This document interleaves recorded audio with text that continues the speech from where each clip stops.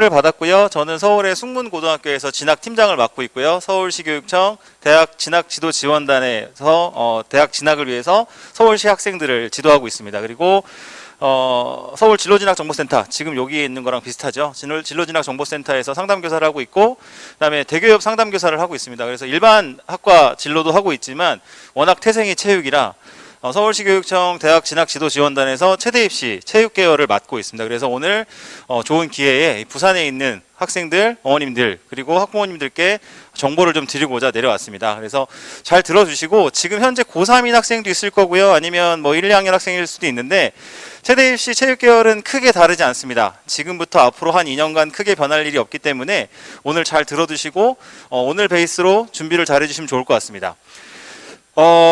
바로 시작을 하겠습니다. 오늘은 이렇게 전반적인 체육계열 입시의 특징에 대해서 설명을 드릴 거고요. 그 다음에 오늘 이제 9월에 접수를 앞두고 있는 수시, 그리고 또 수능 이후에 치러지는 정시, 크게 이렇게 두 가지 전형에 대해서 특징과 어떻게 우리가 준비를 해야 되는지에 대해서 설명을 드리도록 하겠습니다. 체육과 진학을 앞서서 우리가 슬라이드가 뭐가 없어졌네요. 먼저 이제 기본 사항입니다. 우리 아이들이 체육 계열을 준비하는데 저는 크게 이렇게 세 가지 부류가 있다고 말씀을 드려요. 그러니까 우리 아이가 어떤 부류인지 한번 생각해 보시면, 첫 번째, 내 진로 희망이 명확하게 체육 계열인 친구들이 있어요. 그죠? 이런 친구들은 어릴 때부터 1학년, 2학년 때부터 전형에 대해 관심을 가지고 있고요. 어떻게 하면 체육과를 갈 수 있지, 뭘 해야 되지, 전형에 대한 이해를 하고 준비를 합니다. 그러나 이제 두 번째 친구들 같은 경우에는, 야, 내가 갖고 있는 성적보다는 뭐 음악미술 체육을 하면 조금 더 높은 대학을 갈 수 있대. 그 대학을 가려고 하는 수단으로 생각하는 친구들도 있고요. 그런 친구들도 어쨌든 수단으로 생각하니까 어떻게 해야 되는지 전형에 대한 이해를 하고 상황에 따라서 빨리빨리 준비를 하기도 합니다. 근데 이제 보통은 마지막이죠. 보통은 저희 친구들은 대부분 나 학교에서 공 잘 차, 나 학교에서 농구 잘해. 그러면 1학년 때 너 대학 어떻게 갈 거야? 담임 물어보면 글쎄요, 저 체육과 가야 되지 않을까요? 이렇게 막연하게. 근데 문제는 이런 친구들은 정말 좋아요. 제가 제일 좋아하는 체육쟁이들이에요. 100% 찐 체육쟁이들. 근데 얘네들은 전형에 대한 이해가 없어요. 준비가 안 돼요. 그러니까 3학년 때 나 축구 잘하니까 나 당연히 체육과 실기하면 잘하겠지라고 하지만, 축구를 시험 보는 학교 전국에 손으로 꼽습니다. 농구를 시험 보는 학교 전국에 손으로 꼽아요. 태권도 도장에 다니는 친구들 관장님이 계속 얘기를 해도 태권도로 갈 수 있어. 태권도로 갈 수 있는 학교들 손으로 꼽습니다. 결국 최대 입시를 하려고 한다면 기본적인 최대 입시 실기 종목에 대한 이해가 있어야 되고 준비가 있어야 되는데, 공을 잘 차는 친구들이 모든 최대 입시 종목을 잘하진 않거든요. 100m 달리기, 뭐 제자리 멀리뛰기, 서전트 점프, 유연성, 이런 기초 체력을 본단 말이죠. 이런 것들에 대한 준비가 없이 3학년 4월달, 5월달에 성적이 안 나오니까 저 체육할게요 라고 체육학원 갔더니 실기가 안 돼. 그럼 돌아설 수가 없잖아요. 공부도 안 돼 있어, 교과도 안 돼 있어, 학생부도 안 돼 있어. 일반과로 돌아서기 어려운 상태. 그러니까 그냥 안 되는 거 알지만 끌고 가는 거예요. 게다가 학원에서는 이 아이가 3월 달에 오면 시즌까지 적어도 1,000만 원 가까이 되는 아이입니다. 뭐 그렇게 표현 들어서 죄송하지만 학원에선 됩니다. 우리 애 어떤가요? 괜찮습니다. 하면 됩니다. 이렇게 유도를 할 수 있죠. 그래서 오늘 와 계신 분들도, 그리고 앞으로 입시를 준비해야 되는 우리 1, 2학년 친구들도 이제 전형에 대한 이해를 좀 하시면 어떻게 준비를 해야 될지를 머릿속에 그리시고 나서, 그리고 올해 수시를 준비하시는 친구들, 정시를 준비하시는 고3 학생들도 어떤 전력을 가지고 지원을 해야 될지에 대한 고민이 좀 필요할 것 같습니다. 자, 체육계열에 가려고 한다 보니까 뭐 이상한 소문들이 좀 있어요. 공부가 부족해도 대학에 갈 수 있다더라. 그리고 성적만 좋으면 체육과 진학에 수월하다더라. 내지는 실기만 잘하면 체육과 간다더라. 아니면 실기는 수능 끝나고 해도 된다더라 라고 하는 여러 가지 설들이 있습니다. 하나씩 살펴드리면, 공부가 부족해도 대학에 갈 수 있다는, 이렇게 이해하시면 돼요. 일반적으로 같은 대학의 일반 학과보다 입시 결과가 조금 낫다 뿐입니다. 그 대학이 요구하는 성적은 있어요. 그 대학이 요구하는 수능 성적, 그 대학이 요구하는 교과 성적, 그 대학이 요구하는 실기 성적이 있습니다. 있는데 단순하게 공부가 부족하다고 갈 수 있어요. 예를 들어 볼까요? 서울대학교 체육교육과는 수시에는 특기자만 뽑아요. 정시에서만 뽑는데 걔네들이 국수, 영탐을 다 봅니다. 다 반영하는데 몇 등급일까요? 평균 1점 중반 이상이에요. 거기에 실기까지 하고 들어간 애들, 연고대 1점 후반. 최근에 수학이 선택 수능으로 바뀌면서 수학이 미적이냐 확통이냐에 따라 달라지는데, 대부분 최대 입시는 인문 계열 아이들. 인문 계열 아이들은 수학에서 선택이 확통으로 대변되기 때문에 입결이 조금 떨어지긴 했어요. 생각해보세요. 1등급 안에 확통이 차지하는 비율이 4%예요. 미적 기하가 96%, 2등급 돼야 한 12%, 15% 됩니다. 4% 되는 애들이 체육할까요? 안 한다는 얘기죠. 그죠? 그러면 한 적어도 20%에서 25% 되는 3등급 정도만 돼도 체육계열에서는 수학이 3등급 정도, 확통으로 3등급 됐다? 경쟁력이 있을 수 있다. 작년에 실제로 저희가 보낸 아이 중에 연대를 국어 2등급, 수학 3등급을 가지고 보낸 애가 있습니다. 그만큼 수학이 확통으로 대변되는 인문 아이들이 성적이 나올 수 있는 구조가 아니기 때문에 결국 공부를 잘해야 좋은 대학을 갈 수 있습니다. 우리가 원하는 좋은 대학을 가려면 그 대학이 원하는 성적을 만들어야 된다. 두 번째, 그렇다면 성적만 좋으면 갈 수 있느냐? 최근에 교과 전형이 많이 늘어났어요. 수시에서 비실기 전형들이 늘어났는데 그중에 교과 전형이 많이 늘어났습니다. 교과 전형은 성적 좋으면 붙습니다. 그러나 유불리를 따져야 됩니다. 어떤 유불리냐? A대학, B대학, C대학이 있어요. A대학이 반영하는 교과는 3학년 1학기까지 잘한 거 10개만 반영한다. B대학은 무슨 소리냐? 우리는 3학년 1학기까지 전 교과를 반영한다. 이렇게 대학별로 반영하는 교과의 차이가 있거든요. 그래서 입시 결과를 보시면 이 대학이 이 정도 등급대가 가는 학교야? 라고 생각하는 등급대가 입시 결과에 올라올 때가 있어요. 자세히 살펴보시면 반영 과목이 10과목, 12과목. 생각해보시면 우리 아이가 학교에서 3등급인데 전부 3등급이 아니라 어떤 거는 1등급짜리도 있고 2등급짜리도 있을 수 있다는 얘기죠. 그렇게 잘한 과목만 조합하면 결과는 좋아질 수 있다. 다시 말하면 성적만 좋으면 체육과를 갈 수 있다. 교과 전형에 한해서, 비실기 전형에 한해서, 그죠? 그런 건 좀 이해해 주시면 좋을 것 같고요. 그럼 반대로 제가 자꾸 실기 하니까 그럼 실기만 잘하면 대학을 갈 수 있느냐? 전국 어디에도 실기 100% 전형은 없습니다. 경기권의 한양대 에리카가 실기 100%를 하지만 수능 최저 기준을 2합 7을 갖고 있거든요. 결국 수능이 안 되면 붙을 수 없는. 네. 다만 실기를 잘하면 교과 성적이 좀 모자라더라도 내지는 정시에서 수능 성적이 조금 모자라더라도 충분히 뒤집을 수 있는 여지는 있다. 유리하다. 실기를 못하면 교과 성적이 좋은데 실기를 못하면 떨어질 수 있는데 수능 성적이 낮아도 실기를 잘하면 붙을 수는 있다. 이렇게 보시면 됩니다. 실기는 수능 끝나고 준비해도 충분하다. 이거는 진짜 예전에 학교에서 체대 입시를 곁에서 보시는 일반과 선생님들이 하시는 얘기고 쉽게 말하면 모든 응시생이 공통적으로 봐야 되는 실기가 있어요. 그건 저희는 공통실기라고 표현을 하고요. 그 중에서 우리가 5개 종목을 나눴어. 축구, 배구, 농구 이런 게 있는데 그 중에 네가 잘하는 거 선택해서 봐 라고 하는 게 선택실기예요. 제일 많은 게 농구, 축구, 그 다음에 체조, 육상이에요. 근데 이런 종목들이 최근에는 공통실기로 많이 내려왔어요. 배구, 농구, 골미슈, 레이업, 그 다음에 체조, 핸드스프링. 그러니까 실기의 난이도가 높아졌고 실기의 변별력이 높아졌기 때문에 실기는 저는 빠르면 빠를수록 좋다고 말씀드립니다. 적정 시기는 언제냐? 2학년 여름 내지는 2학년 겨울. 늦어도. 왜냐하면 최근에 수시가 굉장히 많이 뽑아요. 실기 중심 전형으로. 그런데 3학년 3월달, 4월달에 시작했다 그러면 보통 수시를 9월 중순에서 10월달에 다 보는데 5개월, 6개월 천재가 와도 힘듭니다. 적어도 수시에서 합격하는 친구들은 2학년 여름부터는 시작해서 한 1년 정도 실기 준비를 한 친구들, 그런 친구들이 완성도를 가지고 수시에서 합격을 하는 거고요. 그리고 수시를 제가 또 실기를 좀 빨리 준비하라고 말씀드린 이유는 아까 말씀드린 것처럼 나 축구 잘해 라고 생각을 하고 실기를 딱 4월달에 3학년 4월달에 들어갔더니 유연성이 앉아서 이렇게 유연성 내려가는 게 남자가 30cm가 만점이에요. 죽었다 깨라도 마이너스야. 아무리 늘려도 이거 20 이상 못 늘리거든요. 이거 늘리는 과정에서 인대 손상 많이 오고요. 인위적으로 눌러야 되니까. 실기가 안 돼요. 제자리 멀리뛰기가 만점이요. 제일 높은 데가 320cm를 뛰어야 돼요. 제자리에서. 그리고 통상은 295cm를 뛰어야 되는데 이게 말이 쉽지 뛰기가 어렵습니다. 게다가 만점이 295면 그 다음 점수는 몇 cm일 것 같으세요? 293cm, 291cm, 3cm, 2cm 차이로 급간 차이가 나는데 이게 총점에서 5점, 10점씩 떨어져. 그러니까 실기를 해도 안 된다. 그럼 돌아서야 되잖아요. 근데 그거를 테스트 하루 받아보고 오늘 테스트 받았어요. 딱 보고 제가 넌 안 될 것 같은데 저도 그렇게 못해요. 주기적으로 운동을 적어도 6개월, 1년 정도 했을 때에도 변화가 없다. 넌 재능이 없을 것 같다라고 얘기하면 저는 귀에다 대고 얘기를 합니다. 학교에서. 너는 그냥 공부하는 게 빠를 것 같아. 그냥 일반과를 가서 부전공을 해 하고 싶으면. 네. 그래서 실기에 대한 검증도 필요하고 실기의 난이도도 높아졌기 때문에 이제는 실기 준비를 빠르게 시작해야 되고 아마 여기 앉아있는 고3 학생들이라면 비실기 전형을 준비하지 않는다면 이미 실기는 다 하고 있을 거라고 생각합니다. 아직 실기 준비 안 하고 있다면 제 강의 들으시고 내일부터 빨리 학원 알아보셔야 돼요. 빨리. 저는 이렇게 체육과를 구분합니다. 세상의 체육과는 체육교육과와 그렇지 않은 과로 나눈다. 뭐 네이밍이 많아요. 저 원안에 보시면 뭐 시니어 스포츠학과도 있고 경험이수학과, 레저 스포츠학과, 뭐 스포츠 아웃도어학과 많지만 이렇게 생각하시면 돼요. 내가 체육교육과를 나왔어. 그리고 어떤 친구는 비체육교육과를 나왔어. 세상에서 체육과 관련된 분야에 종사할 수 있는데 자격 조건이 있냐? 없어요. 둘 다 똑같이 갈 수 있습니다. 그런데 교사 자격증은 달라요. 그죠? 교사 자격증은 체육교육과를 나온 친구들은 특별한 결격 사유가 없는 한 4년 뒤에 그냥 받아요. 졸업하면서. 그죠? 근데 비체육교육과는 일단 첫 번째 내가 들어간 학교가 교직 이수가 되느냐. 비체육교육과지만 될 수도 있죠.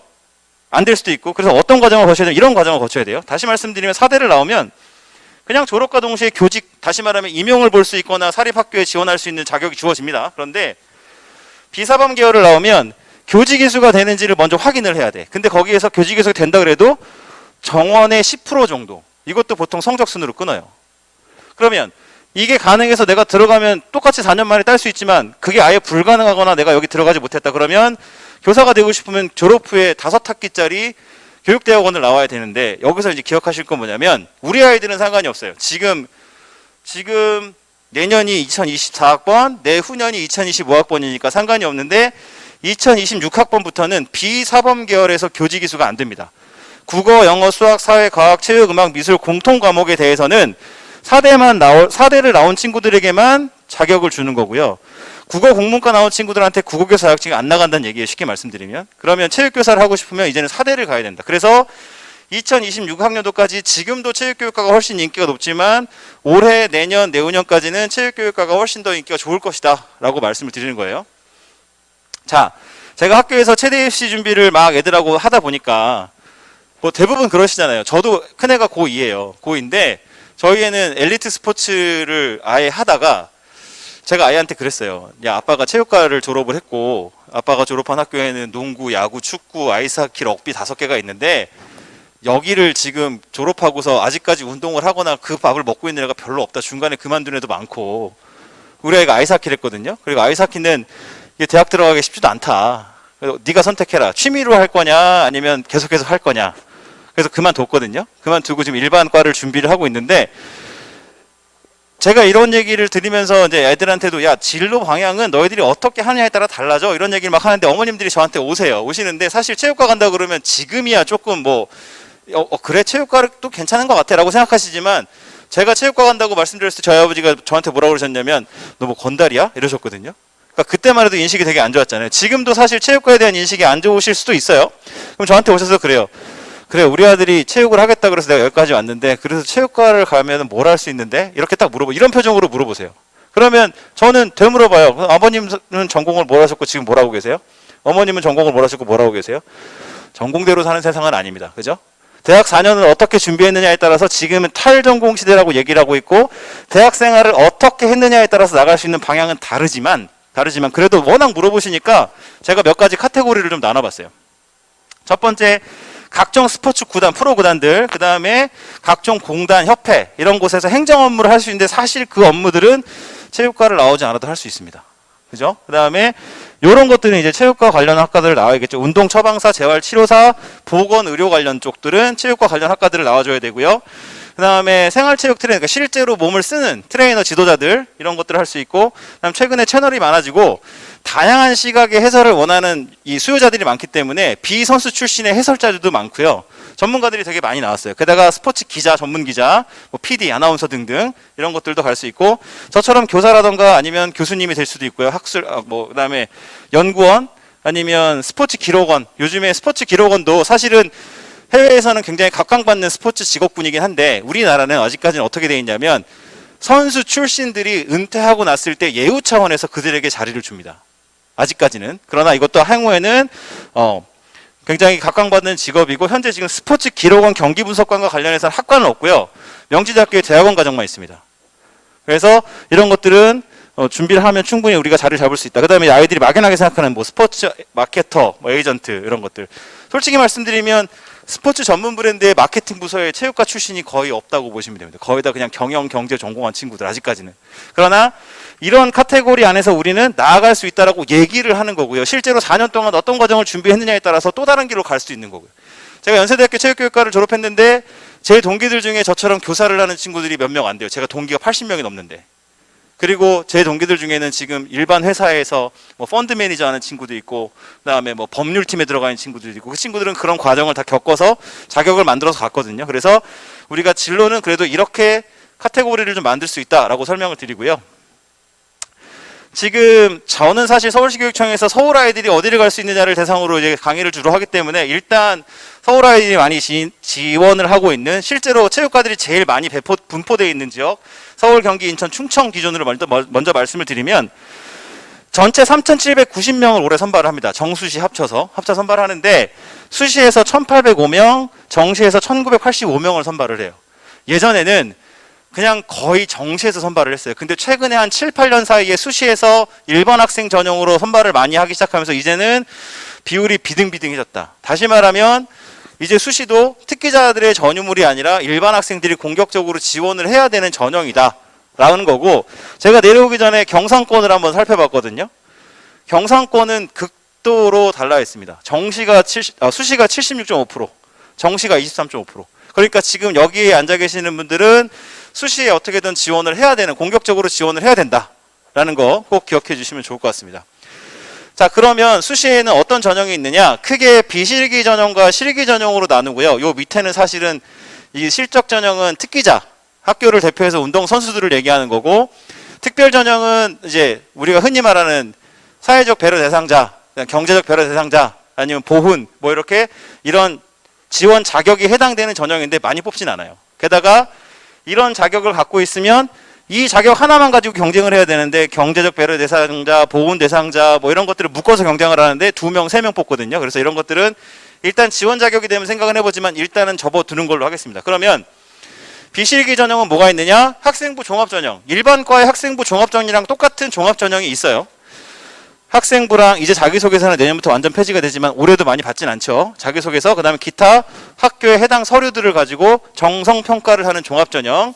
교과전형은 말 그대로 교과 100%, 네, 거기에 출결이 들어갈 수도 있지만 코로나 상황 이후부터는 출결에 대해서 거의 만점을 주고 있기 때문에 간혹 면접을 끼는 경우가 있습니다. 논술전형은 말 그대로 인문논술.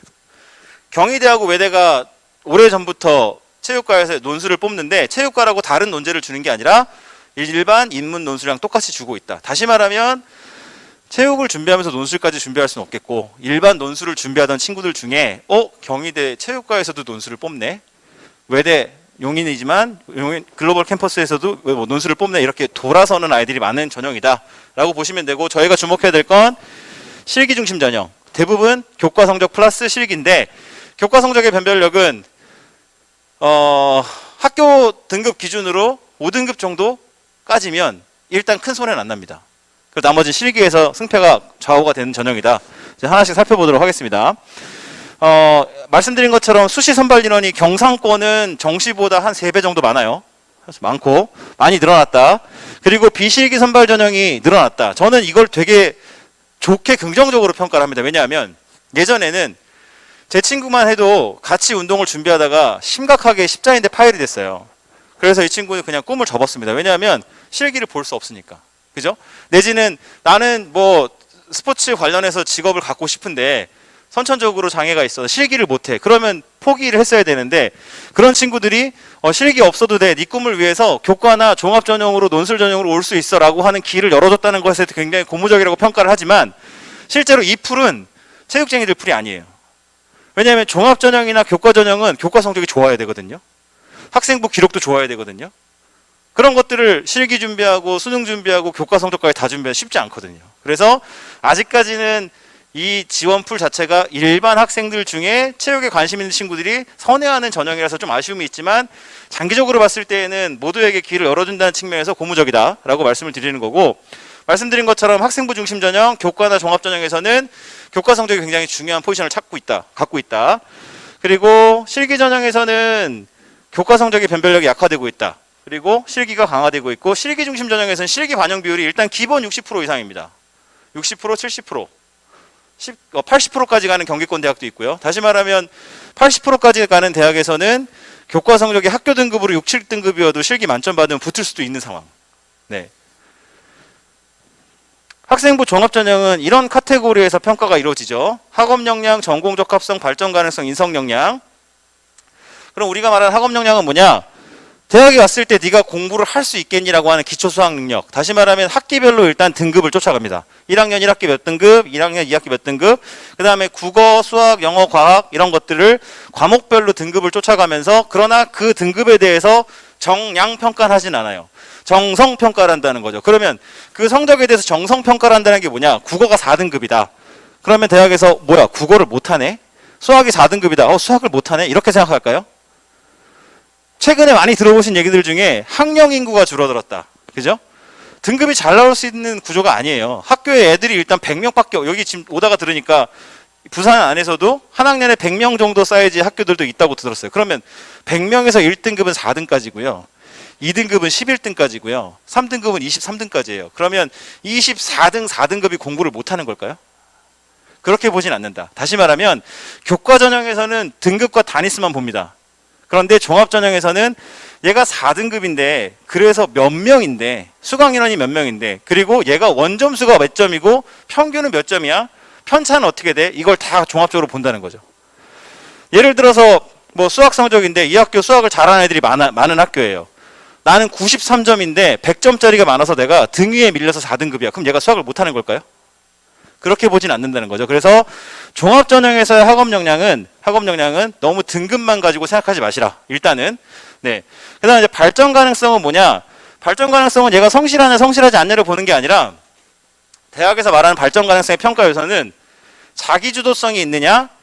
경험의 다양성을 갖고 있느냐? 창의적인 문제 해결 능력이 있느냐? 이런 걸 보는 거예요.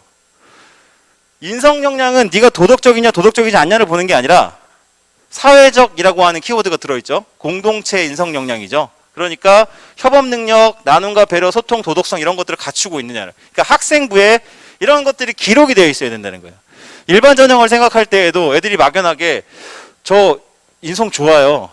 그걸 뭘로 증명할 수 있는데 특히나 내년부터는 자기소개서가 완전히 폐지가 됩니다. 거기다 뭔가를 어필할 수가 없어요. 지금 자기소개서 공통문항 2번이 키워드가 사회적 인성 역량이에요. 거기다 뭔가를 어필할 수 있었는데 지금은 내년부터는 학생부만 가는 거야. 학생부만 가서 그거를 읽어보는 평가위원들이 그 안에서 학업 역량도 읽을 수 있어야 되고 발전 가능성도 있어야 되고 인성 역량도 읽을 수 있어야 되니까 이런 것들을 종합적으로 1, 2학년들 같은 경우에 종합전형을 준비한다면 차근차근 내가 어떻게 이런 역량들을 보여줄 것인가 라고 하는 학교 생활 속에서 내 역량을 어떻게 드러낼 것인가에 대한 고민이 필요하다는 거죠. 전공 적합성이 제일 관건이죠. 체육과 쪽에서는 전공 적합성을 크게 교육이랑 산업이랑 의료 쪽으로 나눕니다. 의료 과학 쪽으로. 그러면 체육 계열에서 과학이라고 한다면 역학 생리학이고요. 역학 생리학이고 그러면 대부분의 학생들이 인문 과정을 수강할 거기 때문에 인문 과정을 수강할 거고 1학년 때 공통 과학을 듣고 나면 아마 졸업하기 전까지 뭐 진로 선택 과목으로 과학을 한 과목 정도 더 선택을 하거나 진로 선택 과목으로 아니면 2학년 때 생명과학이나 뭐 이런 것들을 하나는 선택을 할 거예요. 그러면 1학년 때 공통과학을 하다 보면 거기는 물리, 화학, 생명과학, 지구과학이 다 나오니까 생명 파트에서는 수업의 꼭지와 연관성을 지어서 스포츠 생리학과 관련된 것들을 좀 다뤄서 학생부에 기록이 되어야 되고요. 그 다음에 물리 파트를 다룰 때에는 역학 분야에 대해서 좀 스포츠 역학이죠. 움직임에 관한 거. 이런 것들을 다뤄서 학생부에 기록이 되어야 된다는 것들을 생각을 하고 학생부 관리를 해야 되는 거죠. 근데 지금 그런 것들이 준비가 안 돼 있는데 3학년 때 그냥 막무가내로 종합전형을 쓰겠다. 이러면 조금 생각을 해봐야 되는 부분이긴 합니다. 그리고 교육 파트에서는 당연히 체육 교육과로 간다고 했을 때에는 내가 멘토나 멘티의 어떤 그런 과정을 통해서 가르쳐 보기도 하고 또 배워보기도 하고 가르쳐 보는 과정에서 어려움도 공감을 해보고 이런 것들, 이런 경험들이 학생부에 있어야 되고요. 전공 적합성이라고 하는 부분들이 그 다음에 이제 우리가 꼭 필요한 것들이 만약에 1학년 때 공통 과목 때 그런 걸 안 했다면 3학년이나 아니면 2학년 선택 과목에서 다뤄는 줘야 된다는 거죠. 지금 이미 학생부가 끝난 학생들에게 대해서는 더 이상 뭐 말씀드릴 수 없겠지만 1, 2학년 학생 중에 생각을 한다 그러면 학생부 관리도 그런 측면에서 내가 어떤 역량을 보여줄 것인가에 대한 고민은 필요하다. 내년부터 역량평가가 바뀌어요. 이게 발전 가능성이 모호하다고 그래서 발전 가능성을 학업 역량으로 묶었습니다. 학업 역량으로 묶었고요. 그 다음에 전공 적합성을 진로 역량으로, 그 다음에 인성을 아예 공동체를 끼워서 공동체 역량으로 바꿔서 이런 형태의 평가 역량으로 다시 한번 발표를 했습니다만 분야를 3개의 카테고리로 나눴을 뿐이지 내용을 보면 앞에 있는 내용과 차이가 없습니다. 세부 평가 요소는. 결국 우리가 종합전형을 준비한다고 했을 때에는 대학에서 원하는 평가 요소에 내가 그만한 역량을 학생부를 통해서 보여줄 수 있느냐? 이게 관건이다라는 거 꼭 기억해 주시면 좋을 것 같습니다. 자, 아까도 말씀드린 건 체육과에서의 어떤 학생부의 방향성을 맞추려면 교육 관련 분야냐, 과학 관련 분야냐, 의학 재활 쪽이냐, 산업 쪽이냐, 크게 이렇게 네 가지 카테고리로 묶으시면 되는데 인문에서 일반과를 준비하는 친구들은 다 엮을 수는 있어요. 다시 말하면 완전히 자연 계열에 있던 친구가 인문 계열로 넘어오는 경우는 극히 드물고요. 자연 계열에 있던 친구들이 자연 계열 안에서 요로 갈까 졸로 갈까를 바꿀 수는 있어요. 그럼 대학에서는 야, 너는 왜 우리 물리학과로 올 건데 왜 물리를 공부하다가 갑자기 생명으로 공부하다가 왜 물리로 왔어? 뭐 이렇게까지 하진 않아요. 왜냐면 우리 아이들이 17, 18, 19이거든요. 17, 18, 19 학생들이 자기 꿈과 진로가 충분히 바뀔 수 있잖아요. 대학도 그건 알고 있어요. 그렇다면 설명을 해달라는 거예요. 어디에서? 학생부에서. 네가 왜 이렇게 진로가 바뀌었는지 설명을 해주라. 관심이 왜 바뀌었는지 설명을 해주라. 그러니까 학생부에서 이런 것들을 표현을 해줘야 되는데 일반 인문 계열에서는 어떻게 다리를 놔주냐, 브릿지를 놔주냐에 따라 다 설명이 가능합니다. 뭐 경영을 준비하던 친구들은 스포츠, 산업, 마케팅으로 금방 갈 수 있고요. 교육 관련 사회과학 쪽으로 준비했던 친구들은 교육 쪽으로나 체육, 사회학이라던가 이런 쪽으로 바꿀 수 있고요. 이런 것들은 그러니까 어떤 방향성을 가질 건지 생각을 하시고 다리를 어떻게 놓을 건지만 고민하시면 된다. 너무 어렵게 생각하지 마시라. 우리가 말씀드렸던 이런 평가 요소들을 내가 드러낼 수 있느냐가 더 중요하다라는 거 기억해 주시면 좋을 것 같습니다. 서울 지역에서 학생부 종합전형으로 이제 뽑는 학교들, 올해 이제 뽑는 학교들인데요. 국민대가 있고 상명대가 있고 서울대는 지역균형 선발로 뽑아요. 그러니까 서울대는 왜 직윤이라고 하면 학교에서 제일 공부 잘하는 2명을 추천하잖아요. 체육과도 뽑습니다. 뭐 성적이 이렇게 되겠죠. 그러니까 1점 초반대 애들이 붙습니다.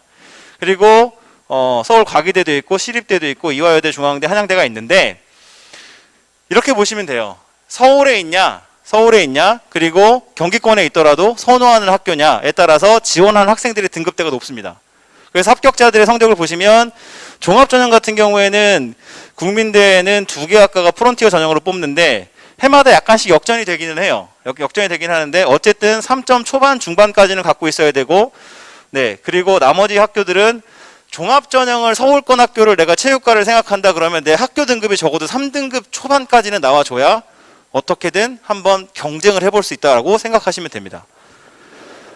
경기 인천권으로 내려가면 경희대는 워낙에 종합전형으로 많이 뽑아왔던 학교고 얘네는 비실기로 된 지가 벌써 10년 가까이 되거든요. 아예 수시정시를 다 실기를 안 봐요. 그리고 학교장 추천이었죠. 올해는 지역균형으로 바뀌었지만 작년까지 고교연계라고 한 학교장 추천 전형으로 교과 전형으로 뽑았습니다. 그래서 성적대가 이렇게 되고요.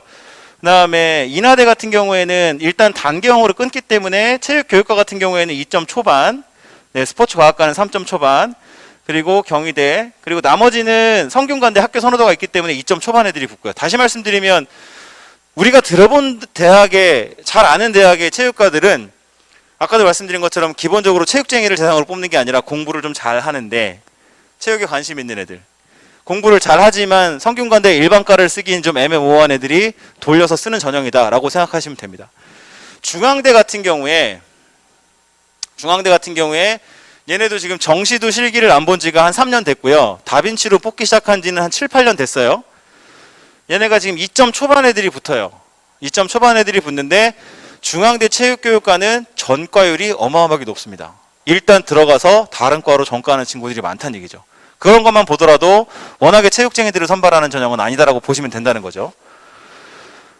그리고 충청지역입니다. 충청지역은 아까도 말씀드린 것처럼 서울이냐 경기냐 선호하는 학과냐 이제부터 등급대가 많이 내려가기 시작하죠. 충청지역으로 가면 등급대가 이제 4등급, 5등급대가 보이기 시작합니다. 교원대 같은 경우에는 체육교육과라서 네, 여기는 워낙에 좋은 친구들이 많이 있고 최저도 있기 때문에 성적대가 있는 친구들이 오고요. 경상권입니다. 경상권에서는 많은 인원을 뽑진 않아요. 경상권에서는 교과 전형을 더 많이 뽑아요. 미리 말씀드리면 지금 여기에서 우리가 네, 체육교육과 여기를 좀 제가 어떻게든 찾아보려고 입학처에도 전화를 해봤는데 모집 인원이 2명이어서 어떻게든 발표를 하면 애들 성적이 다 드러나니까 못하겠다고 하더라고요. 그래서 보시면 체육교육과들은 기본적으로 성적대가 좀 나오고요. 네. 근데 이제 동서대 같은 경우에는 3명을 뽑는데 4.7이었고요. 네. 등급은 대학에서 발표하는 등급은 요런 기준으로 발표를 했습니다. 대학에서 발표한 등급은 국수형 중에 3개 잘한 거 3개 해서 그다음에 국수형 외과목에서 7개에서 10과목으로 냈기 때문에 아주 좋은 학생들이 들어갔다고 보기는 어렵고요. 요런 등급대를 참고하셔서 종합전형은 지금 경상권에서는 이런 학교들은 요런 정도 등급대에서 합격을 하는구나 라고 보시면 됩니다. 수능 체제를 적용하는 학교는 하나도 없고요. 교과 전형입니다. 교과 전형은 아까도 말씀드린 것처럼 교과 성적 100%예요. 교과 성적이 좋으면 붙는다라고 보시면 되고, 네, 서울권에 서울권에는 교과 전형이 없고요. 경기권에 가천대, 그다음에 여기서 보실 만한 거 한국외대 용인 정도 보시면 얘네가 지금 국수형 탐중 한 개 영역은 3등급이라고 하는 수능 체제를 걸고 있고요. 반영 교과는 국수형 4과 중에 국수형 4과만 반영을 합니다. 그리고 얘네들은 전교과를 반영하고 얘네들은 국수형 과만 반영하고 얘네들은 국영수 4과 기과 중에 학년별 상위 4과목만 반영하고, 네, 이게 반영하는 방법이 다 다르잖아요. 그래서 교과 전형은 대학마다 내 교과 성적을 환산을 해보셔야 돼요. 그래서 우리가 교과 환산 점수라고 얘기를 합니다. 지금 대기업이라던가 어디가 대학 어디가라고 하는 사이트라던가 아니면 각 대학에서 입시 결과를 발표할 때 교과 전형을 등급으로 발표할 때가 있어요. 그러면 그 등급은 자기들 학교의 환산 방식으로 바꾼 점수를 보여주는 거예요. 그러니까 내 성적을 그 대학의 환산 점수로 바꿨는데, 예를 들어 가천대로 바꿨더니 내가 2.5가 나와. 그러면 일단 교과 전형에서는 점수로 위에 있으면 합격 가능성이 훨씬 높아지기 때문에 지원해도 된다라는 거죠. 그래서 대학별 교과 환산 점수를 반드시 확인하셔야 되는데, 지금 대학별 교과 환산점을 제공해주는 가장 대표적인 사이트가 대학 어디가라고 하는 대기업에서 운영하는 사이트인데, 거기에 회원가입하시고 자기 성적을 학생부에 나와 있는 대로 교과 단위수, 평균 편차를 다 넣으시면 대학별로 계산을 해줍니다. 그래서 그런 것들 참고하시면 되고, 아니면 혹시 학교에서 담임선생님들이 상담하시는 프로그램들 중에 교과 환산점을 제공해주는 프로그램들이 꽤 있으니까 그런 걸 통해서 교과 전형을 유불리를 따져보셔야 돼요. 학교 등급은 3등급이야. 학교 등급은 3등급인데 환산했더니 2.5가 나올 수도 있고요. 동국대 같은 경우에는 3학년 1학기까지 제일 잘한 거 10개 아무거나 집어옵니다. 그래서 작년에 저희 학교 애들이 동국대를 쓰는데 학교 등급으로 5등급, 6등급, 7등급이 환산 등급으로 전부 다 3점 얼마가 나왔거든요. 잘한 거 10개는 꼽을 수 있으니까 전체 등급이 낮을 뿐이지. 그래서 대학별 환산 등급은 찾아보실 필요가 있다라는 거죠. 네, 충청 지역 아무래도 이제 경기권까지 넘어가다 보면 이제 등급대가 낮아지기 시작합니다. 보시는 것처럼 교과 전형이어도. 그다음에 이제 경상권입니다. 경상권에 아까도 말씀드린 것처럼 교과 전형을 엄청 뽑아요. 인원도 많이 뽑습니다. 인원도 많이 뽑고요. 종합 전형에 비해서. 등급은 제가 대학교 입학처, 그다음에 어디가 사이트에서 제공하는 것들을 다 추려서 갖고 왔고요. 지금 보시는 것처럼 여기도 학교별로 반영하는 교과목들이 다 다르죠. 다 달라요. 이런 것들을 감안하셔서 그냥 2등급만 보지 마시고 2등급이랑 지금 우리 아이 등급만 생각하지 마시고 우리 아이 등급이 그렇다면 내가 여기서 고려하고 있는 학교를 하나 찍어서 환산을 해봤더니 몇 등급이더라 라는 것들을 꼭 감안하셔서 지원을 결정해 주셔야 된다는 거죠. 수능 최저를 요구하는 학교는 지금 현재 경북대 이하보입니다. 이하보. 그리고 부산대에서도 수능 최저를 요구하고요. 영남대 특수체육교육과에서도 수능 최저를 요구하는데 3합 14면 네, 이거는 이제 우리 아이 모의고사 가지고 생각을 해보시면 되겠죠. 교과 성적은 제일 관건이 어떻게 뽑느냐도 중요하지만 사실 어떻게 뽑느냐도 중요하지만 면접이 있느냐 없느냐 일단 따져보셔야 됩니다. 교과 전형에서는 대부분 아이들이 이제 교과를 쓰는 이유는 내가 교과 성적으로 일단 입결보다 높아. 그럼 나 수월하게 합격할 수 있어라고 생각하지만 그 안에 면접이 있으면 면접 준비가 들어가야 되거든요. 이제 교과 전형 같은 경우에는 학생부 기반의 면접이라기보다 학과 특성에 대한 일반적인 상식들을 물어보기 시작합니다. 전공에 대한 이해도를 물어보기 시작하고요.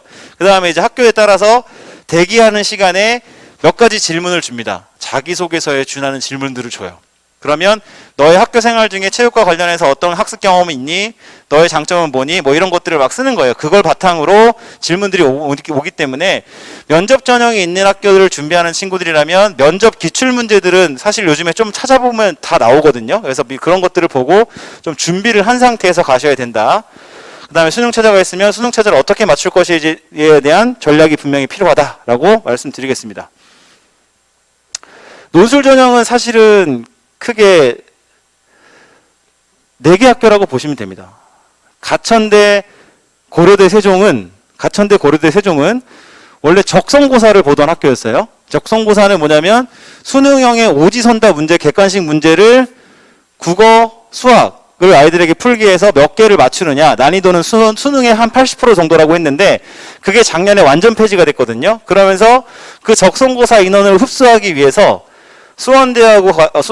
가천대하고 고대 세종은 약식 논술이라는 걸 갖고 들어왔습니다. 약식 논술은 학교 시험으로 주관식 단답형 정도? 네.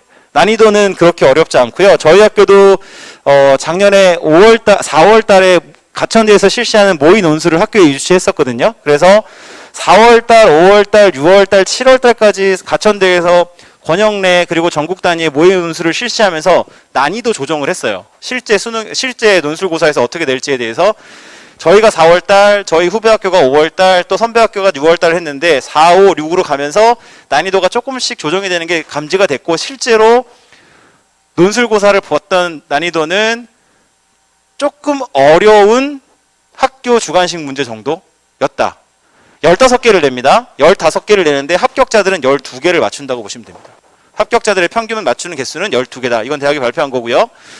그리고 경희대는 굉장히 많은 다양한 과에서 논술을 뽑습니다. 그리고 한국외대 용인도 뽑는데 인원은 많지 않지만 얘네들은 인문 통합 논술, 그냥 일반 논술이라고 생각하시면 됩니다. 일반 논술.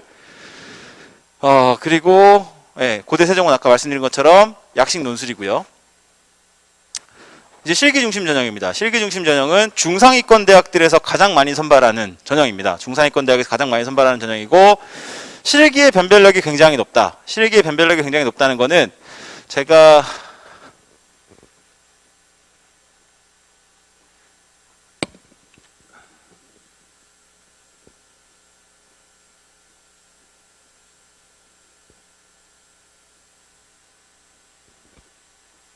동국대학교를 예를 들어서 한번 설명을 드려볼게요. 동국대학교는 23명을 선발했고요. 작년에. 올해도 23명을 선발합니다. 그리고 경쟁률을 보시면 한 1000명 가까이 와서 시험을 봤어요.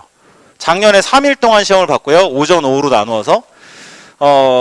합격자들의 최저 등급은 4.3 등급으로 확인이 됐습니다. 확인이 됐는데 이 4.3 등급 아이가 원래 자기 등급이 아니라 동국대 등급으로 환산했을 때 4.3 등급이란 얘기예요.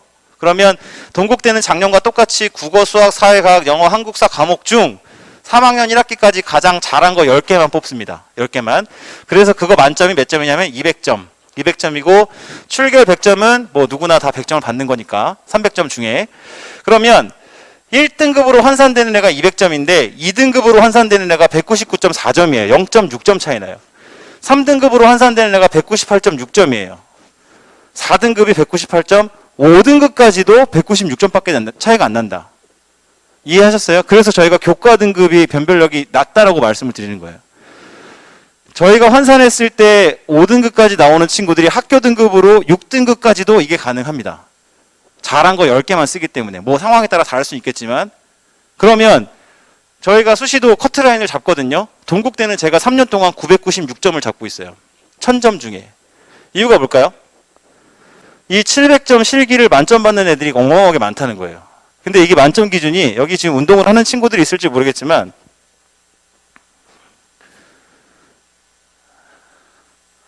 쉽지 않다는 건 알 거예요. 제자리 멀리뛰기 남학생 같은 경우에 300cm를 뛰어야 만점이에요. 3m를 뛰어야 된다는 얘기죠. 배근력이라고 하는 허리 등배근 길이끈에 대한 이 무게를 측정하는 건데 이것도 220이면 어지간한 학원에서 탑급입니다. 학원에 한 5명 미만 있는 아이들. 그 다음에 좌정글 남학생들 30은 좀 많으니까 그렇다 치고 중량 달리기가 만점 나오기가 쉽지 않아요. 20kg짜리를 들고 뛰는 거예요. 근데 이게 쉽지가 않거든요. 근데 작년에 저희가 시험이 끝나고 표본 조사를 했어요. 응시생들을 다 설문을 돌려서. 왜냐하면 저희가 학교에 거점을 운영하는 학교들도 있고 뭐 학원에 연결되는 커넥팅들이 있기 때문에 저희가 확인한 것만 1000명 중에 만점이 27명입니다. 23명을 뽑는데요. 그럼 걔네가 700점을 가져갔고요. 아까 말씀드린 것처럼 학교 등급으로 5등급만 되면 196점을 맞으니까 996점이 나오는 거예요. 그래서 최근의 수시 실기는 동국대가 가장 좋은 표본입니다. 실기 만점 받을 수 있느냐 없느냐. 이렇게 생각하시면 돼요. 크게. 교과 성적은 환산했을 때 4등급, 5등급까지만 가더라도 큰 손해는 없다. 그렇다면 실기를 얼마나 잘할 수 있냐. 그러니까 실기를 시작하는 시점이 너무 늦어버리면 좋은 결과를 얻을 수 없다는 거죠.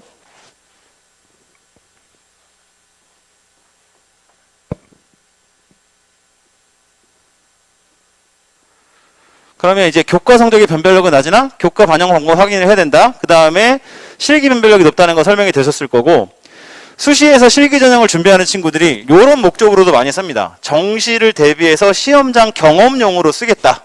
나쁘진 않아요. 근데 저는 반대입니다. 왜냐하면 실기에서 수시로 붙겠다고 생각하면 쓰고 아니면 말아라. 실기장 경험 크게 의미 없다.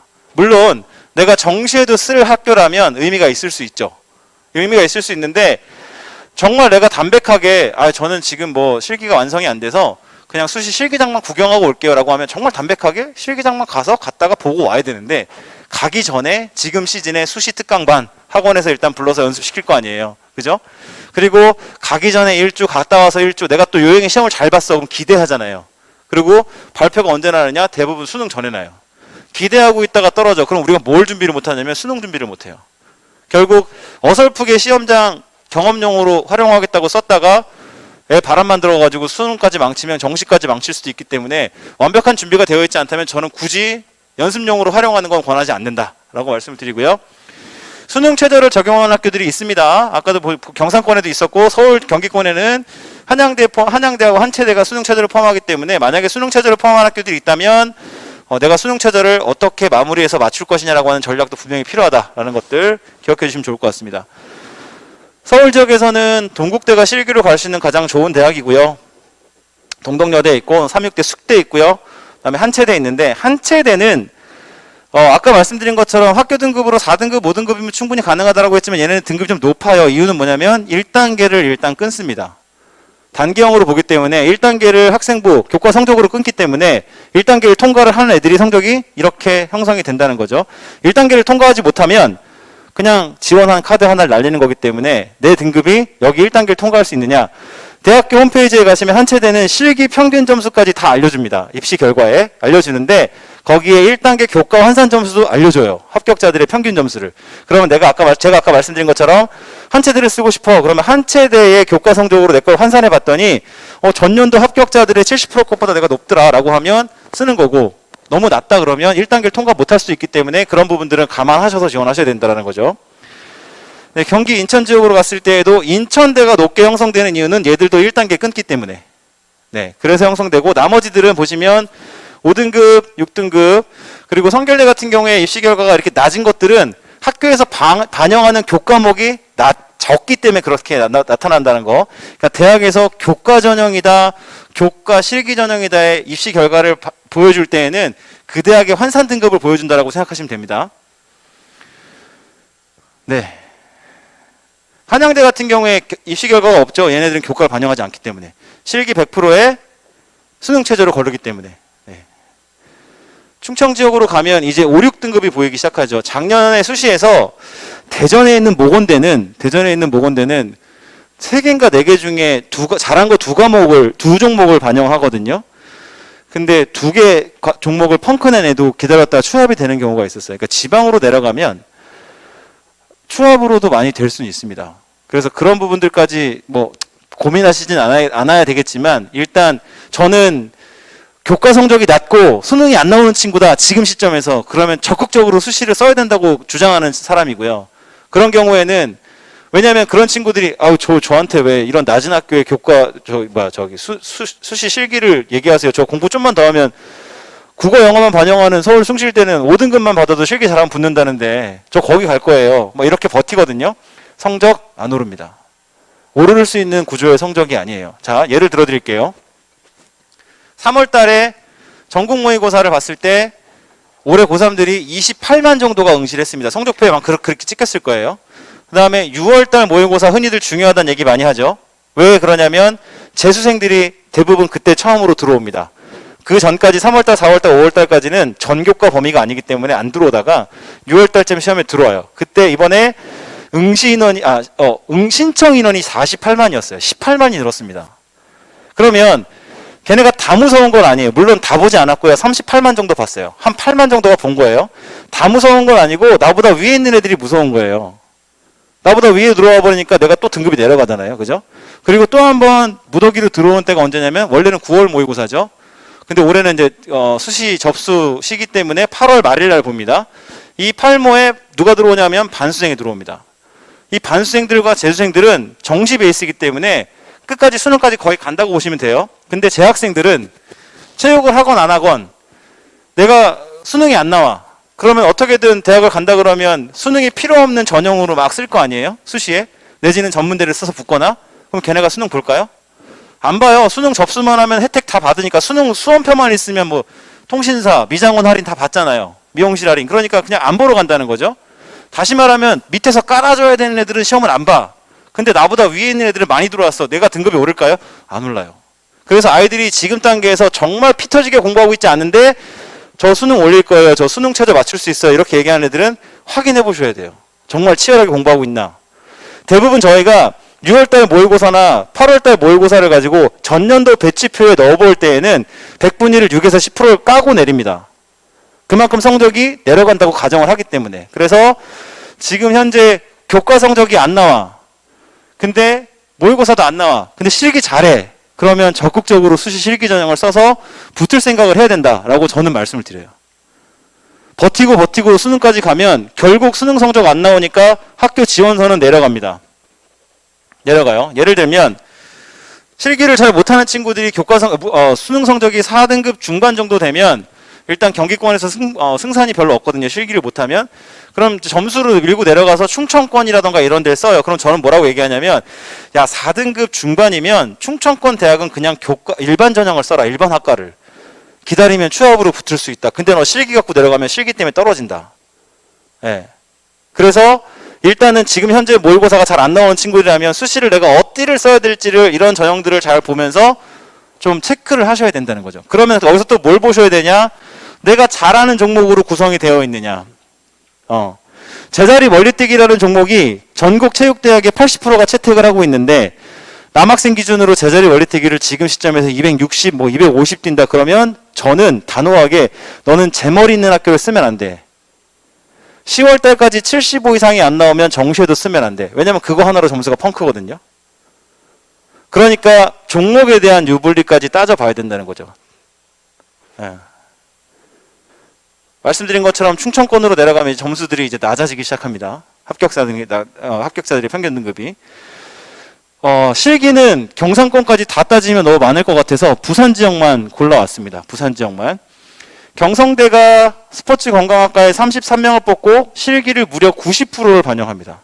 그리고 경상 지역의 특징은 제트런을 엄청 많이 봐요. 제트런이 이렇게 뛰는 거 어떻게 되더라? 이렇게 뛰는 거거든요. 이렇게. 네. 뭐 여기 실기 준비하는 친구들 아실 거예요. 경상 지역이 유독 많이 뛰는 게 제트런이라서. 여기 보시면 제멀. 그죠? 제멀. 하나 빼고 제멀이 다 들어가 있어요. 제멀 기준 지록이 안 나오는 친구들이라면 고민을 해야 되는 거죠. 근데 얘들은 실기가 90%니까 합격자 평균 등급 몇 등급에 7.2등급이에요. 실기 잘하면 붙을 수 있다. 그죠? 동서대 운동처방학과는 4.92등급. 그다음에 동명대 스포츠 재활학과는 4.76등급. 이 등급대에서 합격이 가능하려면 실기는 거의 만점 기준표에서 90% 정도는 달성을 해야 된다고 생각하시면 됩니다. 대학교 실기 만점 배점표는 대부분 홈페이지에 게시가 되어 있어요. 홈페이지에 모집 요강이 붙어 있거나 홈페이지 게시판을 보시면 다 나와 있으니까 그 만점 기준표를 보시고 지금 아이의 기록을 모르셔도 돼. 무슨 종목이 뭔지 몰라도 돼. 나와 있는 거 그냥 제멀이야. 너 제멀 몇 뛰니? 그럼 걔 기록 불러주잖아요. 그거 점수. 너 뭐 예를 들어서 또 뭐 있어? 제트런 몇 초 뛰니? 기록만 아시고 점수 계산하실 수 있거든요. 그거 보시면서 만점 기준표가 이렇게 있으면 상위 90%까지 달성할 수 있느냐를 보시면 이 등급에도 붙을 수 있다라고 생각하시면 됩니다. 다시 한번 말씀드리지만 이 등급은 대학별 환산점입니다. 그래서 대학별 환산 등급은 확인을 하셔야 되는 거예요. 네. 대학별로 많이 다루고 있는 실기들입니다. 제가 붉은색으로 표시한 것들이 채택률이 높은 종목들이고요. 보시면 여기에 농구, 축구는 거의 없어요. 네, 대부분의 종목들은 여기서 끝나고요. 기본 종목에서, 기초 체력에서 이런 종목들은 손으로 꼽습니다. 네.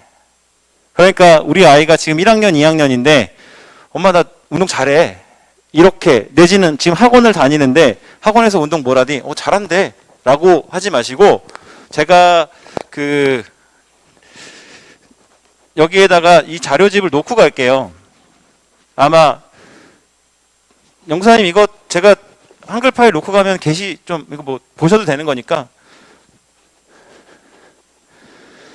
수시 같은 경우는 죄송하지만 제가 일단 서울, 경기, 인천, 충청권까지만 놨는데 여기 보시면 전부 다 이렇게 실기 배점표를 다 추적을 해놨어요. 네, 이런 것들을 좀 보시면서 정시 같은 경우는 조금 더 세밀하게 제가 지역을 나눠놨거든요. 지역별로 뭐 대학별로 모집 시기별 가나다군 지역별로 보시면 네, 뭐 서울권, 경기, 인천, 강원권, 충청권, 경상, 전라, 제주권 이렇게 나눠놨으니까 보시면 제가 실기 만점표를 다 넣어놨습니다. 이런 것들을 보시면서 우리 아이 실기가 말로만 잘하는지 실제로 학교에서 보는 실기 종목으로도 잘하고 있는지를 가늠을 좀 해보시라라고 말씀을 드리겠습니다.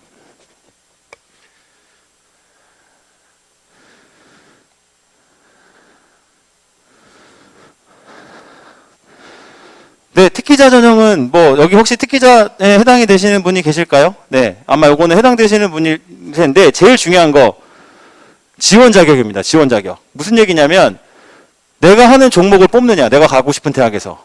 그리고 단체 종목일 경우에는 내가 축구의 미드필더인데 미드필더를 뽑느냐. 요즘에 대학에서는 예전에 특기생들 입시 비리가 많았기 때문에 단체 종목의 경우에는 포지션을 다 명시하고 포지션별로 인원수를 명시하게 되어 있습니다. 뭐 예를 들면 야구면 아무나 갈 수 있는 게 아니라 야구 중에서 투수 2명, 포수 2명, 야수 2명, 뭐 외야수 2명, 내야수 2명 이렇게 딱 정해져 있기 때문에 내가 하고 있는 종목을 선발하느냐, 그리고 그걸 내가 충족하느냐, 그리고 지원 자격에는 뭐 입상 실적 같은 게 있기 때문에 그런 것들을 충족하느냐가 중요하고 나머지는 실적 위주의 전형이다라고 생각하시면 실적 싸움이다. 네, 이거 우리 해당 전형이 아니기 때문에 넘어가겠습니다.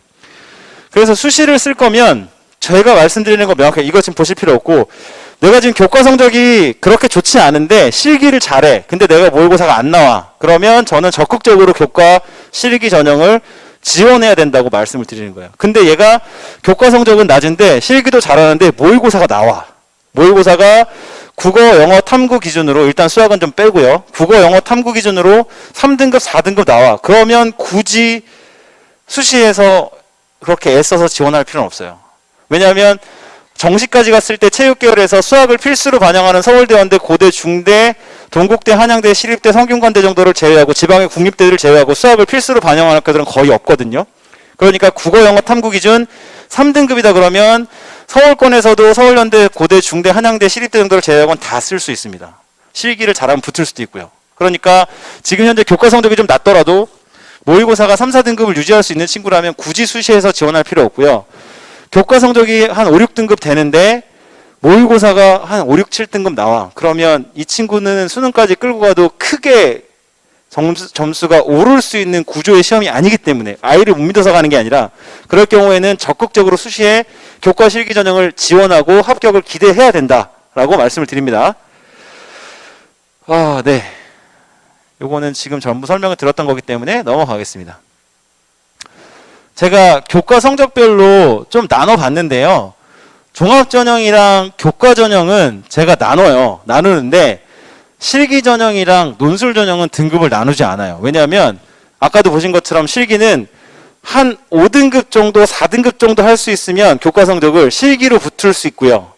논술은 말 그대로 교과 성적이 3, 4등급이면 논술로 붙을 수 있기 때문에 그래서 이 두 개는 실기랑 논술이 중요한 전형이기 때문에 구분하지 않고 교과랑 종합은 입시 결과를 반드시 참고하셔야 된다. 어느 정도 등급대 애들이 붙었는지를 아셔야 되니까. 네, 이제 정시로 넘어가겠습니다. 정시로. 정시 전형의 특징은 수능 성적이 대학을 결정을 해요. 수능 성적이. 그러니까 일반 학과들은 저희가 보통 배치표라고 얘기를 하죠. 뭐 표준 점수 몇 점대 애들이 갈 수 있는 학교다라고 점수를 주잖아요. 그럼 그 점수대 애들이 쓰는 거잖아요. 체육계열도 수능으로 지원 가능한 선이 존재를 합니다. 그래서 수능 성적으로 A대학, 예를 들어서 상위권에 있는 뭐 연대라던가 뭐 고대라던가, 그러면 고대나 연대는 적어도 2등급, 평균 2등급 초반, 수학은 3등급 중반까지는 쓸 수 있거든요. 그럼 지원자들은 대부분 그 선상에 있다라는 거죠. 수능 성적은 비슷해. 그죠? 그래서 결국에는 실기의 반영 비율이 20%, 10%, 15%, 30%인 그 실기 때문에 붙고 떨어진다. 자, 서울대가 수능을 80%를 반영해요.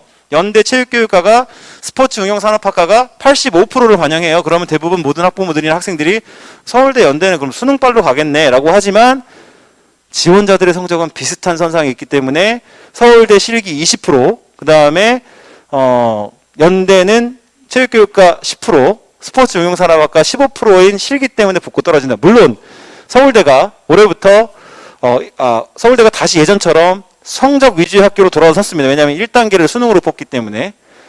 서울대를 준비하는 친구들은 거의 수능 끝나고 시험 준비한다고 생각하시면 돼요. 네, 성적 갖고 일단 1단계 통과할 애들이 많기 때문에. 그죠? 네. 상위권은 아까도 말씀드린 것처럼 점점 수능 반영 비율을 높이고 있습니다. 그리고 수학을 필수로 반영하는 학교도 있기 때문에 지금 1, 2학년이라면 수학을 섣불리 포기하진 말아야 된다라는 거 미리 말씀드리고요. 선택형 수능으로 바뀌면서 결국 내가 수학 성적을 갖고 있냐 갖고 있지 않냐에 따라서 유불리가 바뀔 수 있다는 거. 중하위권 대학에서는 아무래도 수능 성적보다는 실기에 대한 변별력이 높다. 정시에서도 실기 60%, 70%, 80% 대학들이 있거든요. 그리고 정시에서도 비실기 수능 전형이 있습니다. 수능으로만 뽑은 전형들이 있고요. 단계형을 유지하는 전형들도 있습니다. 정시에서 합격을 예측하는 방법은 아까 제가 동국대를 저희가 올해 996점을 잡았어요 라고 말씀을 드리잖아요. 전년도 합격생들의 교과 성적 그리고 실기 점수를 가지고 예측할 수 있는 합격 점수를 만들어 놓습니다. 그죠? 정시도 마찬가지. 전년도 합격생들의 수능과 올해 수능 데이터를 바탕으로 인문계열 아이들 중에 체육을 합법한 아이들이 얼마 정도 나올 것이냐를 예측해서 실기까지 감안해서 합격 점수를 만들고요. 예를 들어 1000점 만점 중에 900점을 잡았다. 근데 여기는 수능이 40% 400점이 들어가고 실기가 600점인 학교다. 그러면 여기에서 내가 올해 받아든 수능 성적을 가지고 환산을 하는 거죠. 내가 수능 환산해 봤더니 400점 중에 390점이다. 그죠? 그럼 900에서 390을 빼면 합격을 필요한 실기 점수가 나오잖아요. 그 실기 점수를 가지고 예측을 하는 거예요. 필요한 실기 점수가 실기 만점보다 적어야 가능하겠죠.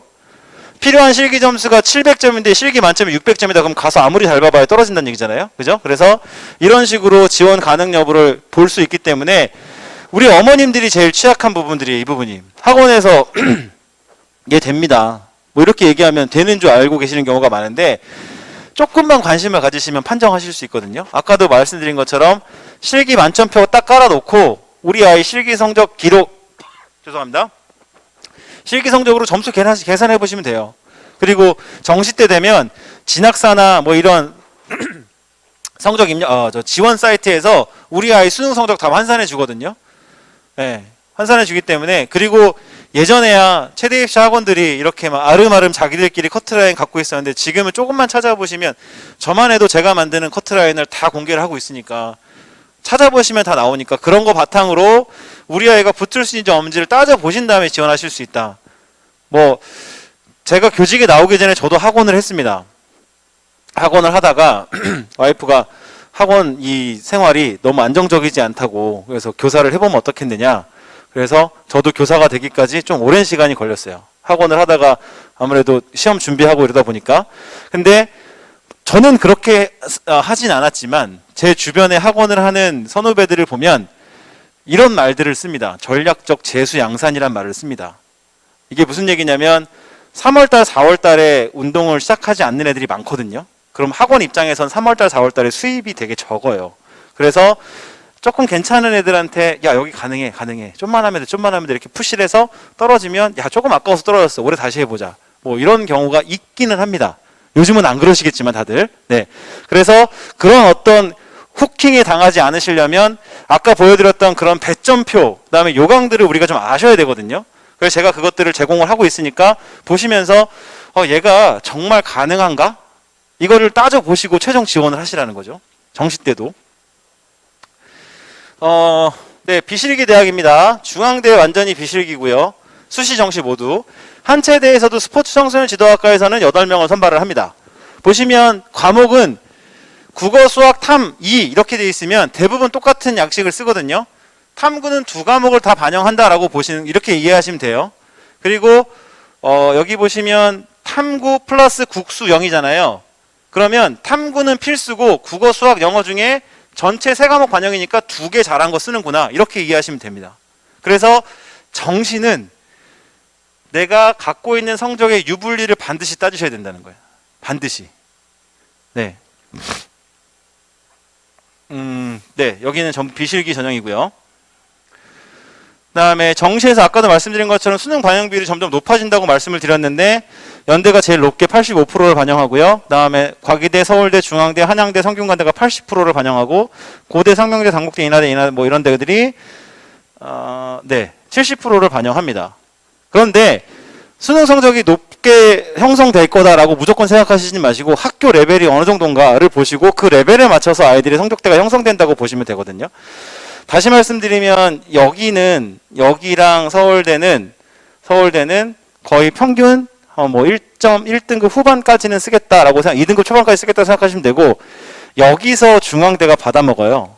그러니까 중앙대 체육교육과는 연대고대를 쓰는 애들이 실기에 대한 부담을 줄이고 어차피 연대고대를 쓸 정도 애들이면 중앙대 붙을 수 있거든요. 등급으로. 그래서 성적으로. 그래서 그렇게 몰려간다. 가군나군 다군의 움직임도 보셔야 됩니다. 네. 자, 수학을 필수로 반영하는 학교들입니다. 수학을 필수로 반영하는 학교들 고대, 동국대, 시립대, 성신여대, 연대, 뭐 한양대, 경동대, 성균관대 그리고 이제 경상권 대학들은 뒤에 또 보여드릴 거예요. 여기에서 수학을 필수로 반영하는 대학을 지원하지 않는다면 수학을 포기해도 좋습니다. 다시 말하면 수학을 1학년 때 포기를 해버렸어. 그러면 우리 일생에 이런 대학은 없다고 보시면 돼요. 수학이 없으니까, 그죠? 필수로 반영하니까. 해당 대학을 우리가 지금 현재 고3들이 고려 중이라면 수능 때까지 수학 놓으시면 안 돼요. 그러면 확통에서 아까도 말씀드린 것처럼 확통을 준비하면서 3등급까지 맞을 수 있다라고만 한다면 굉장히 유리하다는 거죠. 굉장히. 네. 그리고